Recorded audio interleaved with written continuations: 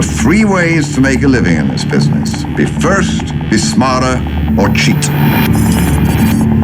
Look at these people wandering around with absolutely no idea what's about to happen. Remember this day, boys. Remember this day.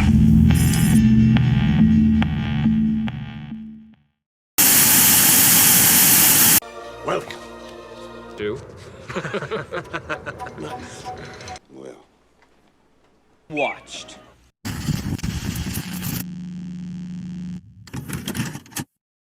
Greetings, y'all. It's your Knock Peter Mata, and today for this well-watched series, we're going to shift gears and talk about one of my favorite movie subjects, or I guess just one of my favorite subjects in general, and that being business and finance. For those who don't know, I was a business major, undergrad in accounting, master's in analytics, both from LSU, so go Tigers. And currently I'm working in business analytics for my career. So I love watching movies that talk business and that depict that environment. So in today's video, we're going to specifically talk about one of my favorite financial movies, and frankly, one of the better ones out there. That, of course, being the 2011 movie Margin Call, which weirdly enough, from looking on YouTube, it's a movie that isn't necessarily talked about that much. I mean, I would definitely say there's a cult following for the movie, and there are definitely people out there who love this movie, but for whatever reason, there aren't many videos out there that just focus on it. So hopefully we can do it justice today and break it down here. So first, some quick background on Margin Call. As I said, this movie was released in 2011, and crazy enough, it was J.C. Sanders' directing and writing debut for a feature-length film. And even crazier, he actually received an Oscar nomination for Margin Call for Best Writing of an Original Screenplay. The movie was a star-studded affair with a great ensemble cast that included Kevin Spacey, Paul Bettany, Zachery Quinto, Jeremy Irons, Demi Moore, Stanley Tucci, Simon Baker, and I guess I'll even throw in Penn Badgley in the mix as well, all of which shared a fair amount of screen time. Crazy enough, despite having all of those names, the movie was made for only $3.5 million. And while it wasn't widely released, it did have a groundbreaking day and date release where it made more than $10 million in video on demand sales during its initial theatrical release. This contributed to its overall box office numbers that ultimately topped at $19.5 million. So I'd say it's pretty modest returns, which is somewhat interesting because, like I said earlier, the movie was well received for those who did watch it. For instance, on IMDb, it got 7.1 stars out of 10, and on Rotten Tomato, it got 87% fresh on the tomato meter and 74% on the audience score. And the written reviews were all mainly positive as well. Here's some snippets of what a few said. Also, the critics' consensus on Rotten Tomato aptly describes the movie as such. So it's pretty obvious already at this point what my overall grade for this movie would be. It's an A+, no question. But for the rest of this video, I'd like to go through the plot, some specific scenes, and explore the themes that Margin Call digs into. So with that being said, here's your spoiler alert warning if you want to watch this movie before hearing all of this. Getting into the plot now, the movie opens up inside the office of this unnamed investment bank, and we see this team of people coming in. We soon realize these folks are coming in, like George Clooney and Up in the Air, to coordinate mass layoffs in the company. One particular layoff the movie focuses on is the head of risk management, Eric Dale, who is played by Stanley Tucci. With Eric's layoff, we get to see the harsh realities of how these layoffs are conducted. Professionally done, sure, but very straightforward and cold to the point where they don't really take into consideration anything he's saying, which turns out to be extremely important. Just to point out here quickly, this sort of realistic view of how these layoffs were done sets the tone early on of how this movie will go, which I would say is one of the big reasons a lot of people like this movie, because it's concise and realistic. And anyways, getting back to it, as Eric gathers his stuff and begins to leave, he gets consoled by Will Emerson, played by Paul Bettany, as well as Peter Sullivan and Seth Bregman, played by Zachery Quinto and Penn Badgley respectively. Before Eric finally leaves the building, he hands Peter a flash drive and cryptically says, Be careful. once all the layouts were finished, we then get introduced to Sam Rogers, played by Kevin Spacey. He's Will's boss and essentially the head of the trading floor. Will summons him to talk to the remaining staff, and he delivers this pure-affected corporate speech to the floor. That is your opportunity. Motivated by this and by what Eric had told him, Peter gets to working on finishing his model during the late evening hours while his coworkers go take a load off at the bar. Grinding away, Peter finally figures the model out, and he soon realizes the horrifying ramifications that the model projects for the firm. Trying to take action against this projection, Peter calls Will and Seth back to the office. They do get back and they review his model, and they also see what Peter sees and decides to escalate the issue further up the chain of command as they call Sam back to the office too and attempt to find Eric Dale. Sam does eventually get back to the office and also reviews Peter's model with Will. He too realizes what it projects, and again the issue is escalated further up the chain of command. So after Peter and Seth were unsuccessful at finding Eric, they get back to the office and join Sam and Will for a meeting with the powers that be. Division head Jared Cohen, played by Simon Baker, along with Chief Risk Management Officer Sarah Robertson, played by Demi Moore, and another senior executive, Ramesh Shah, played by Asif Mandeep. This was a great meeting scene that had Sarah sizing up Peter in his model that he developed from Eric's work. However, this move backfires on her as Peter explains his tremendous qualifications. Doctorate in engineering, specialty in propulsion from MIT with a bachelor's from Penn. What is a specialty in propulsion exactly? My thesis was a study on the ways that friction ratios affect steering outcomes in aeronautical use under reduced gravity loads. So you're a rocket scientist? I was. Interesting. We also get some subtle subtext here that suggests Sam and these executives had talked about the possibility of this situation happening in the past year. And we can start piecing together more why Eric was let go and why he blew up on Sarah earlier in the movie. Fuck you. As the meeting wraps up, Sarah and Ramesh get more time to review Peter's work, and Sam and Jared get into a heated discussion about what course of action the firm should take. Ultimately, the issue finally reaches the top of the chain of command as Jared calls in CEO John Told, who's played by Jeremy Irons, and whose name, by the way, was a combination of Merrill Lynch's ex-CEO, John Thain, and Lehman Brothers ex-CEO, Richard Fuld. Sarah and Ramesh do indeed conclude that Peter's work is accurate, and John finally arrives to hold the meeting about what the firm's final strategy will be. This is another great meeting scene, and you can feel the tension rising here, especially when Peter is forced to explain the situation to the room.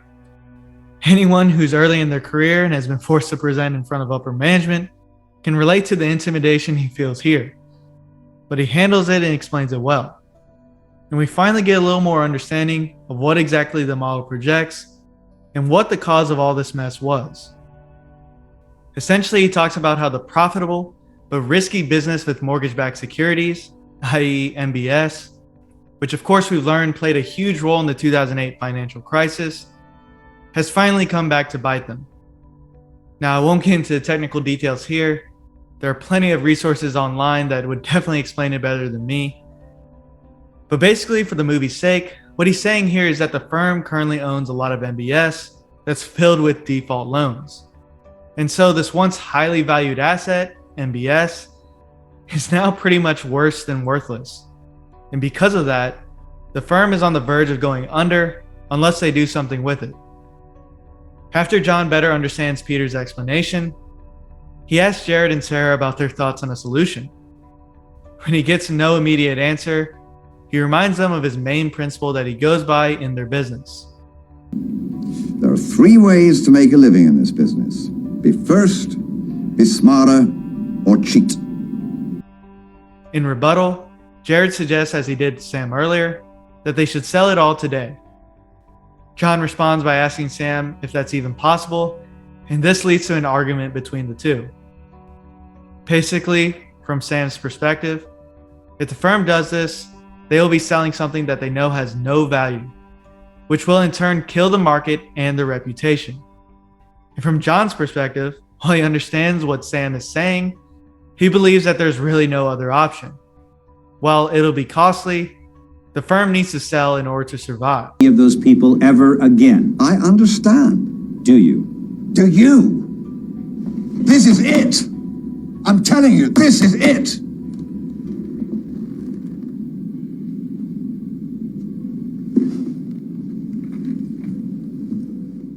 With each saying their piece, John thus orders Jared to drop an official plan that seemingly will involve going with the selling it all strategy. In addition, John orders that Eric Dale needs to be found and brought in, and he tells Sam that they'll discuss further in private. This next part of the movie is, I guess, the falling action, as it moves slowly, but essentially John and Sam do hold those private discussions, as John tries to convince Sam to be fully committed in the strategy, which he eventually does, but very reluctantly. John also meets with Sarah and tells her that unfortunately he needs a scapegoat for the board. While she argues that she warned John and Jared about this a year ago, he tells her not to fight him on this, as she will be well taken care of as she's let go. Meanwhile, Will and Seth beat John's men to Eric's house, where Will gets to talk with Eric about what's taken place and tells him that he's going to get paid and should come in despite his feeling towards the firm. Now, this is a smaller scene, but I did want to mention it, as I'll get more into it in a bit later. But as far as Eric's fate, and for that matter Sarah's fate, we see that they're waiting together, as they both will be left to go on their own ways with a hefty payday. So we finally get to that morning time with Sam all aboard with the strategy, and he does meet with the trading team and he lets them know what's up. And again here he delivers another pure affected corporate speech. But have faith that in the bigger picture, our skills have not been wasted. We have accomplished much, and our talents have been used for the greater good. Here's your packets. Get to work. With 7-figure incentives, and despite knowing that most of them will be laid off, the trading team does deliver on the strategy. The firm takes steep losses and damage their reputation with other firms, but they do indeed close their position. Not even out of the workday yet, Jared informs Sam that the mass layoffs are about to begin again to his staff, and tells Sam that he's still good to stay for what it's worth. Upset by this, Sam angrily goes to see John and tells him that he wants out of the firm. John sells him down and dismisses his request as well as his view of the situation. He says these things are bound to happen, as he references past economic crisis, and tells Sam that he shouldn't feel guilty about what they just did. While Sam still disagrees, he ultimately decides that he will indeed stay, but only because he needs the money. As they're finishing up the meeting, we see Jared with Peter coming into the room. John tells Sam that not only will Peter be kept, but in fact he's getting promoted, as he said they'll need all the brains they can get and that there will be a lot of money coming out of this. Finally, the movie ends oddly with Sam burying his dog, who was mentioned earlier in the movie. He's burying him at his ex-wife's house, who does come out to talk with Sam. They talk about their son, who also was mentioned earlier in the movie. She tells Sam that their son took heavy losses from the crisis, but resisted bankruptcy. And that was it. That's pretty much how the movie ends, and that was the plot of Margin Call.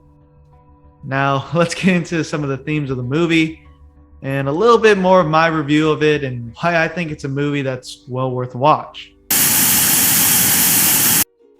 So first off, you might wonder if this movie and that nameless firm is based on actual real events. And the answer is yes. The plot has many similarities to some of the events during the 2008 financial crisis. We mentioned John Told's name being a combination of John Thane and Richard Fuld, which J.C. Chandor actually said was more of a coincidence than anything, To stay in the flow of writing, he just decided to combine their names. Another similar thing was the firm's actions, which pretty much mirrored what Goldman Sachs did during the crisis. Like the firm, Goldman moved early to hedge and reduce its position in mortgage-backed securities at the urging of 2 employees.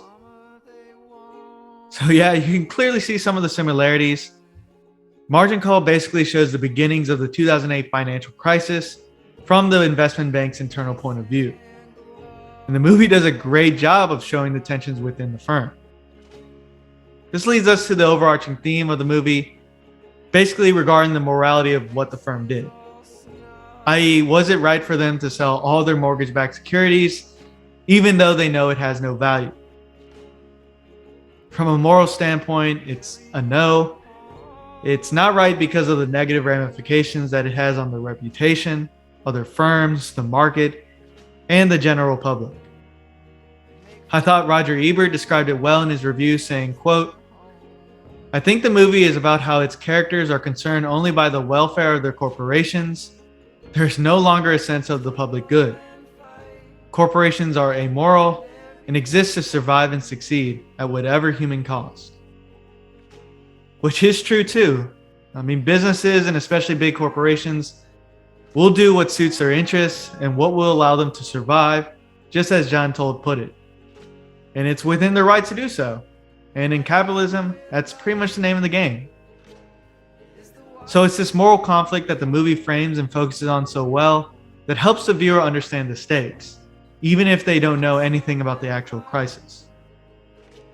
This, along with the realistic portrayals of this office environment, are big reasons why this movie was so compelling and worth watching.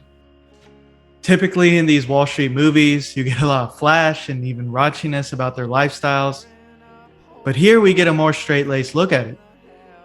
We actually get to see what it realistically looks like for these guys to work. And it's like you're a fly on the wall as we get to see these real decisions be made. I think a big shout out to all the actors is in order here. They're another big reason why it was so compelling to watch. I especially enjoyed Kevin Spacey's and Jeremy Irons' performances.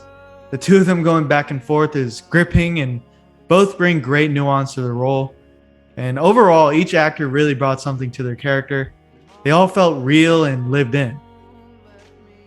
As far as specific scenes I'd like to talk about, I'd like to point out the sort of in-between conversations between Peter, Seth, and Will. I really enjoyed these scenes, and I think they have some more meaning to them than meets the eye. These are the scenes when Seth brings up how much money someone makes, whether it's an exotic dancer, Will, Sam, Jared, and all the way up to John. Seth is always bringing it up, to the point that Peter tells him to. Would you shut the fuck up? And I enjoy these scenes because one, yeah, it's realistic. People do talk to each other about how much someone makes. It's a little taboo and juicy, but it's something that people do, and the movie does a nice job of showing those conversations. And two, I enjoy it because it ties into the theme again of what exactly is right. And it's the reason why I believe Eric gives the bridge speech in the end when he's talking to Will. So how I believe it ties into the theme is that we hear at least Seth's estimate of how much each of these people make, and we hear that each person within the firm is making exceptionally good money. And when we hear about Eric's story, about how he was an engineer before and how he built a bridge, I think it shows one, that he seemed to enjoy being an engineer more than a risk management analyst.